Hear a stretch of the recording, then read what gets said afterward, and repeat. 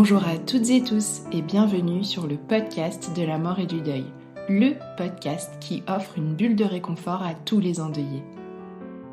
Je suis Tiffany, accompagnante professionnelle du deuil et je réalise ces épisodes aux côtés d'Elsa, ingénieure du son.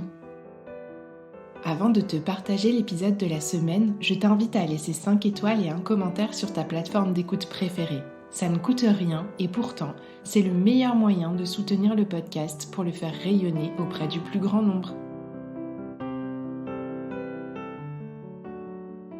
Pour terminer cette année tout en douceur, j'ai l'immense joie de faire une place à une professionnelle dont j'admire tout particulièrement le travail. Noémie Robert est conteuse et célébrante de funérailles laïques. Elle a l'art et la manière d'amener de la poésie dans la mort, de nous faire voyager dans un imaginaire riche de symboles, mais aussi d'enseignements et de réflexion. Alors, pour accompagner cette période des fêtes de fin d'année, souvent intenses pour les endeuillés, Noémie nous raconte 2 histoires qui ouvriront, j'en suis sûre, de petites ou même de grandes portes dans ton cœur. Bon voyage!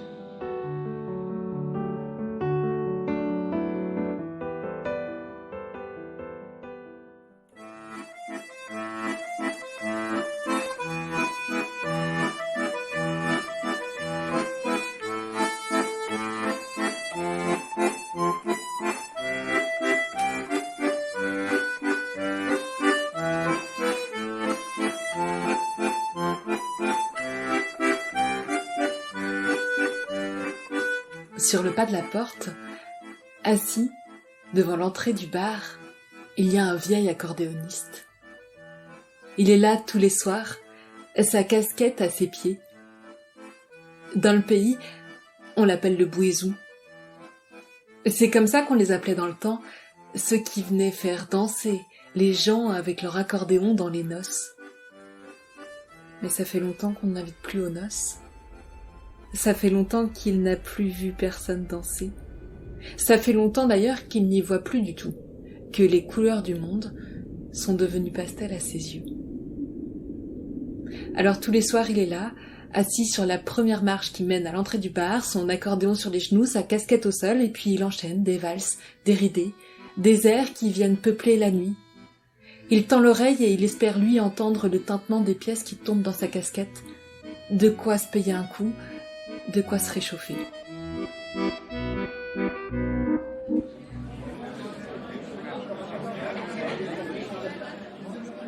À l'intérieur du bar, il y a les 2 frères Guérin qui sont là. Ceux-là, c'est pas les plus finauds du village. Il y en a un très grand, tout maigre, et l'autre qui est petit et rondelet. Ceux-là, ils sont plutôt farceurs. Et plus ils ont bu, plus leurs farces sont de mauvais goût. Et justement, ce soir-là, ils ont bu 1 coup, 2 coups, 3 coups, et les voilà qui ont une brillante idée. Ils regardent dehors, le bouézou qui joue. Ils sourient, se tapent du coude, rient franchement, et ils y vont. Ils sortent du bar, ils passent la porte, ils se penchent devant le bouézou, et ils disent « Hé, l'accordéoniste, il y a des gens qui t'attendent pour danser !» Et sans lui laisser le temps de rien faire, voilà qu'ils l'attrapent, chacun d'un côté. Il y en a un qui prend son accordéon, et puis bras dessus, bras dessous, les voilà partis qui l'entraînent malgré lui. Lui, il essaye de garder le rythme. Il sent sous ses pieds les pavés qui laissent place à la terre battue. Il sent le courant d'air froid. On quitte le cœur du bourg. On s'approche de la campagne. Au bruit que font leurs pas, il comprend qu'il y a un mur sur leur gauche. Bientôt, il entend le grincement d'une grille que l'on ouvre.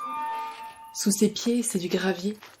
On lui fait faire quelques pas encore et puis, sans ménagement, on l'assoit là.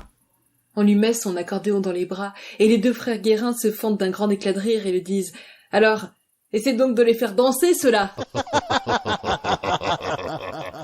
Et ils s'en vont, courant et riant dans la nuit. Le bouézou pose la main sur la pierre sur laquelle il est assis. Il sent le marbre froid en dessous de lui. Il a compris où il était. Mais ça fait longtemps que les habitants de ce lieu sont partis se coucher.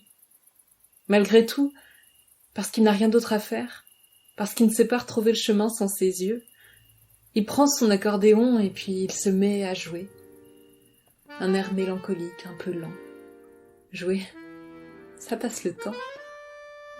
Il joue comme ça, un air, puis deux, puis trois, et le temps passe, et le temps court, et bientôt, il entend au loin le clocher qui sonne. Un coup, 2 coups, 3 coups, les 12 coups de minuit.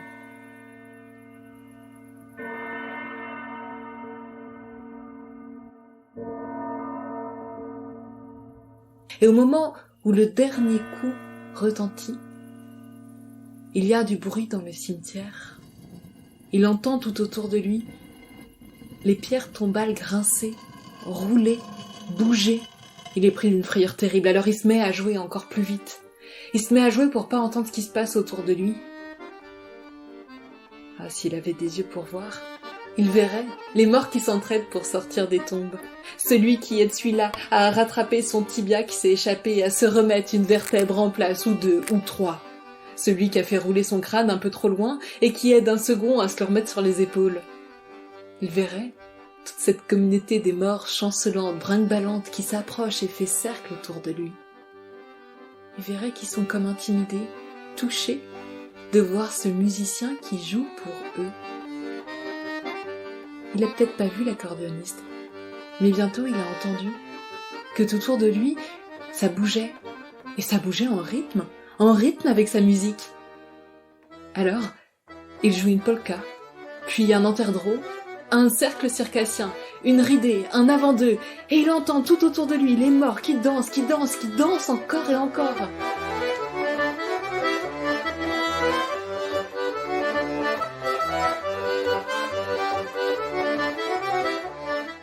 Et au bout d'un moment, alors que la nuit file, alors que la nuit passe, il entend des pas qui se rapprochent de lui. Oh, il perd pas le nord, il pose sa casquette sur le sol, et là bientôt il entend un bruit mat. Et puis il entend un second bruit, le tintement d'un écu qui rebondit sur une pièce déjà là, et puis un autre, et puis un autre, et puis les pièces pleuvent dans sa casquette, et lui, il joue encore plus fort. Il aurait joué comme ça pendant des heures et des heures. Mais bientôt, les morts retournent chacun dans leur tombe, les pierres tombales roulent, se referment. Dans la campagne au loin, le soleil se lève. Le soleil caresse les arbres, remonte le long des ruisseaux, remonte le long des champs, remonte le long du mur du cimetière.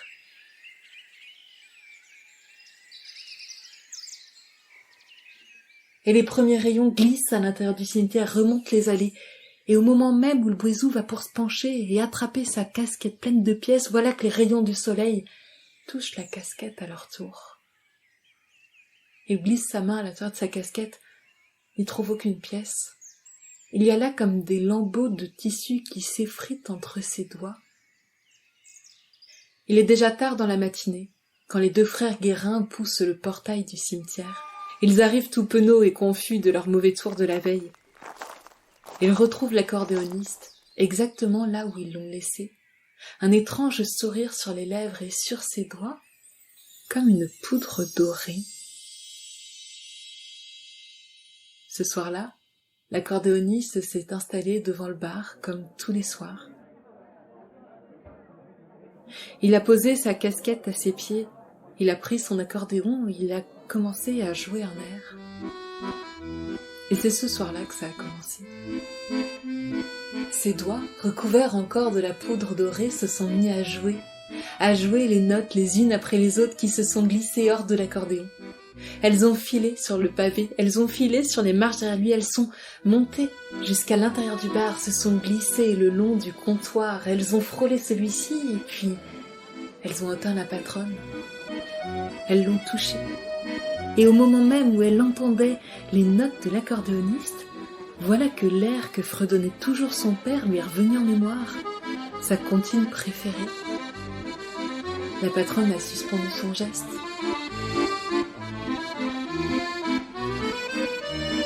À ce moment-là,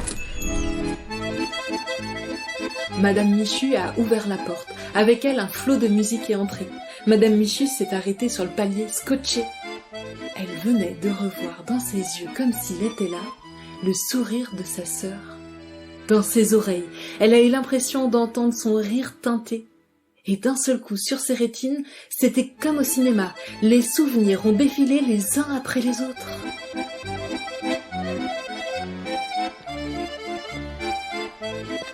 Dans la rue, le cantonnier passait par là. Il a été surpris de voir Madame Michu en arrêt dans l'entrebâillement de la porte. Il a ralenti le pas. Et c'est à ce moment-là qu'il a entendu à son tour la musique de l'accordéoniste. Elle l'a enveloppé. Elle a enveloppé son cœur comme une bulle de douceur.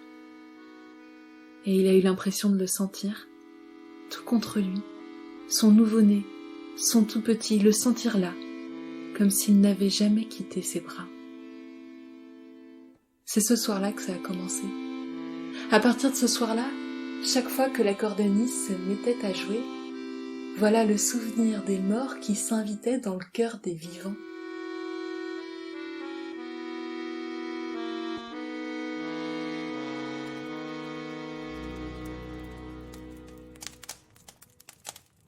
L'accordéoniste n'a plus passé une seule soirée dehors. Chaque soir, il est invité de maison en maison, on lui offre le gîte et le couvert. On se réunit autour de grandes tablées, et puis, à la fin de la soirée, la maisonnée fait cercle autour de lui. Le bouézou sort son accordéon. Il pose ses doigts sur les touches, laisse ses doigts dorés suivre leur impulsion. La mélopée s'élève. Elle saisit tous ceux qui se trouvent là. Elle éveille en eux le souvenir des morts, un souvenir vivant dans le cœur de ceux qui restent.